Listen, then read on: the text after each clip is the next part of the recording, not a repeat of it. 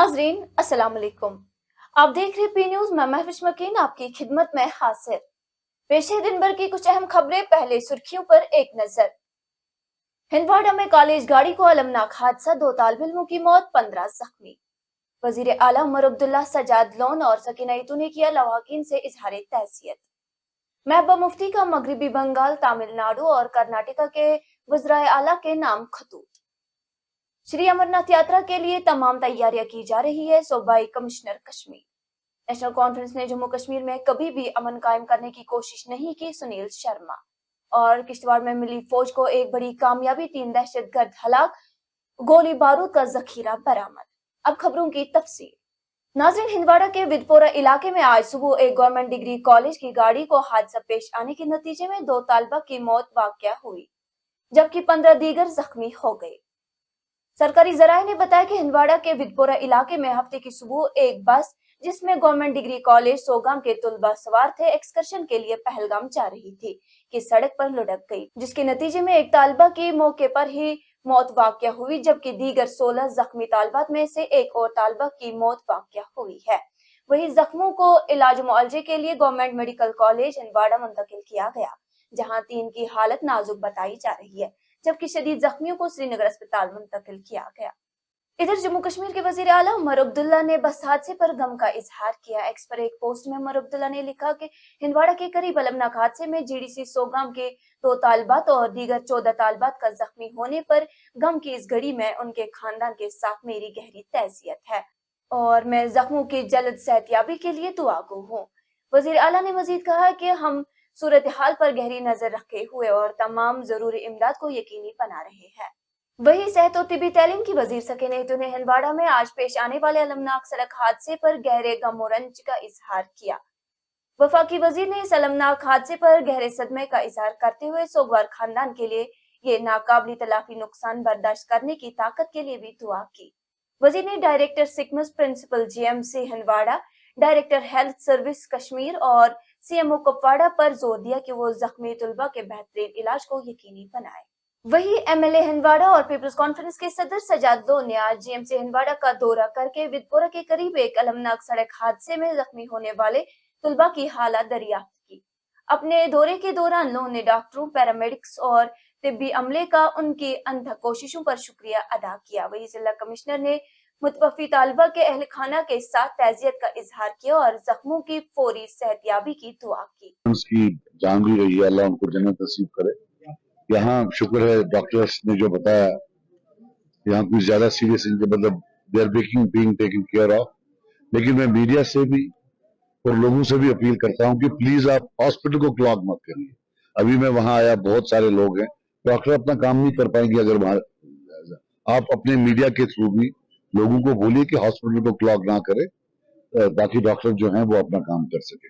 बाकी वो सब अल्हम्दुलिल्लाह सेफ हैं, जो डॉक्टर्स ने हमें बताया वो सेफ हैं, they are taking care of. मुझे लगता है हमें, मैं खुद भी सोच रहा था अंदर आऊं या नहीं आऊं, कि इससे जो है पेशेंट्स को जो है डिस्टर्बेंस है। एक बस थी जिसमें कुछ 27 कॉलेज स्टूडेंट्स थे जो कि एक कॉलेज एक्सकर्शन पर जा रहे थे। कॉलेज बस थी, उसका वदपुरा के पास एक एक्सीडेंट हुआ है अनफॉर्चुनेट, जिसमें 1 person has been declared dead as of now और बाकी लोग अभी इंजर्ड हैं एंड उनकी इन्वेस्टिगेशंस जो है वो ऑनगोइंग है। बाकी केस जो है वो रजिस्टर किया जाएगा एंड पुलिस इन्वेस्टिगेशन होगी। We are condolences are with the families specially of the one student who has died. जो हंदवाड़ा में एक्सीडेंट हुआ, हमारे पास 2 केसेस आए हैं। एक मैमूना है और एक समीना। मैमूना तो ब्रेन डेड वहीं से थी, उसका वहाँ भी सीपीआर हुआ था, रिसस्टेट हुआ था। फिर यहाँ भी 1 घंटे के लिए सीपीआर हुआ, रिसस्टेट हुआ, but she could not be revived, she was brought dead, she was brain dead. वो उनका वो एक साइड का ब्रेन पूरा लैसेरेटेड था। पीडीपी सदर और साबिक वजीर आला महबूबा मुफ्ती ने मगरबी बंगाल, तमिलनाडु और कर्नाटक के वज़राए आला के नाम खतूत लिखकर वक्फ तरमीमी बिल के मौकूफ पर उनका शुक्रिया अदा किया। انہوں نے ہفتے کو ایکس پر اپنے پوسٹ میں کہا کہ میں نے مغربی بنگال کے وزیر اعلیٰ، تامل ناڈو کے وزیر اعلیٰ اور کرناٹکا کے وزیر اعلیٰ کو خطوط لکھے ہیں۔ میں وقف ترمیمی بل کے خلاف ان کے جرأت مندانہ اور اصولی موقف کے لیے تہہ دل سے ان کا شکریہ ادا کرتی ہوں۔ انہوں نے کہا کہ آج کے ہندوستان میں جہاں کسی بھی قسم کے اختلاف رائے کو مجرمانہ شکل دی جا رہی ہے، ان کی غیر واضح آوازیں تازہ ہوا کی سانس بن کر آتی ہے۔ صوبائی کمشنر کشمیر وجے کمار بدوری نے کہا کہ شری امرناتھ یاترا جو 3 جولائی سے شروع ہونے والی ہے اور 9 اگست کو اختتام پذیر ہوگی کے لیے تمام تیاریاں کی جا رہی ہے اور اس سال اس میں ریلوے کا اضافی انتظام بھی شامل ہے۔ انہوں نے کہا کہ اسکول گاڑیوں میں سی سی ٹی وی کیمرہ نصب کرنے کے لیے مخصوص وقت دیا گیا ہے جس کو متعلقہ محکمہ دیکھ رہے ہیں۔ دریاسنا بدوری نے کہا کہ 3 بڑے پلوں میں سے 2 کام مکمل ہو چکا ہے جبکہ صنعت نگر کے برج کا کام چل رہا ہے جس کو مکمل کرنے میں ابھی وقت ہے۔